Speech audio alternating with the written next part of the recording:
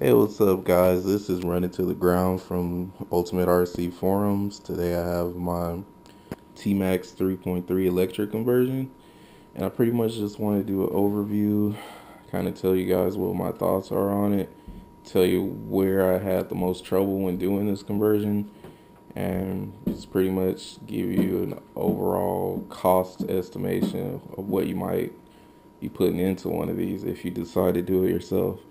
So with that, here we go.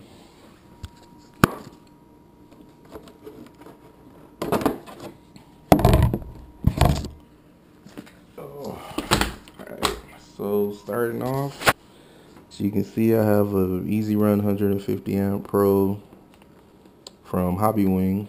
It's 6S capable.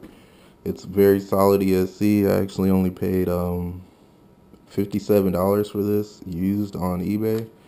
So if you really look, you can find one of those cheap.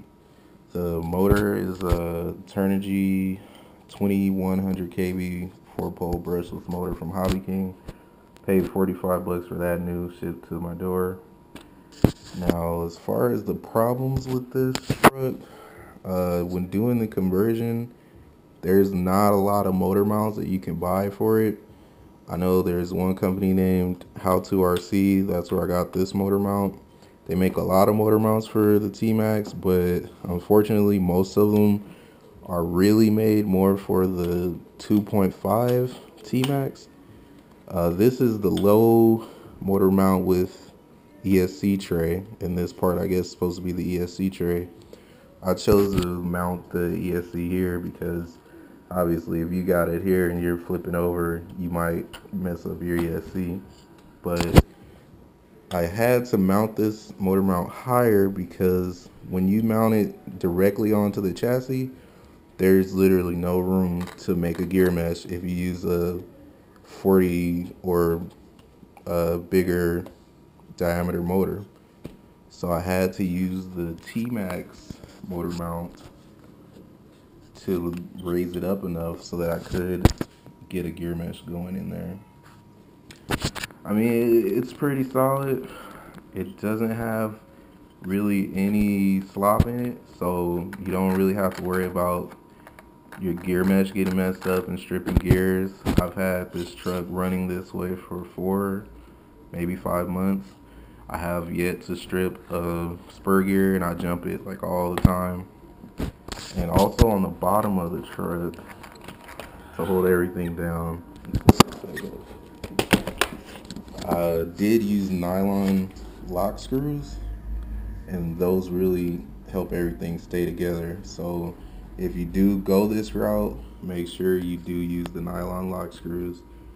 And I guess you could use some Loctite. I did use some in right in that joint area and that joint area, but I don't think you really need to. The lock nuts, they're pretty much good enough. So on to the other problem I have with this truck. It's pretty much there's nowhere really to mount battery trays. I mean, you might be able to get some really thin battery tray right here, but I pretty much gave up looking, and I just went ahead and dremeled some slits in the chassis. Hopefully you can see those.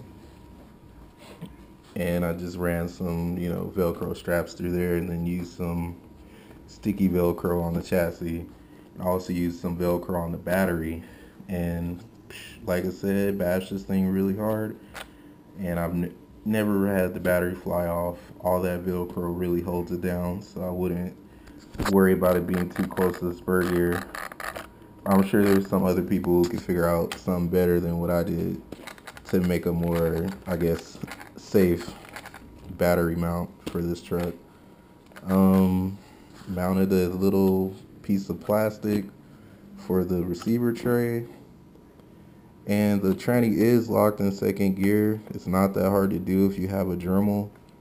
I would recommend locking it in second gear because these motors can get pretty torquey, even these cheap motors.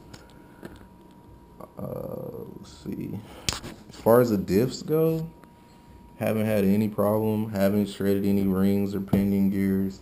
Nothing. But I only run this truck really on 4S and that's because I don't have Emax diffs in here. These are the tmaxx 3.3 diffs, and they're almost like the Emax diffs, except there's extra support in the Emax diffs. They have like an extra steel bar in there, and I haven't had really the time to upgrade to the steel bar, so I've just been running it on 4S to be safe. The only real problem I do have with the drivetrain is this rear center drive shaft. It breaks pretty much every run, and I mean, I guess it's to be expected because of the extra torque of the 8th scale motor. But man, every single run, this thing breaks, and it sucks, and it always breaks. See if I can show you right here at this joint, or up at the other joint right there. And it's pretty much because all those metal parts heat up during operation, and then they pretty much just melt. The plastic in the drive shaft just pops off. But other than that, drivetrain issues, haven't had any. Like I said, I've been running this truck for almost 5 months. All the gears inside the tranny have been perfect. I also did a Revo 3.3 electric conversion. I ended up taking all the gears out of here at first because I didn't feel like dremeling the other transmission.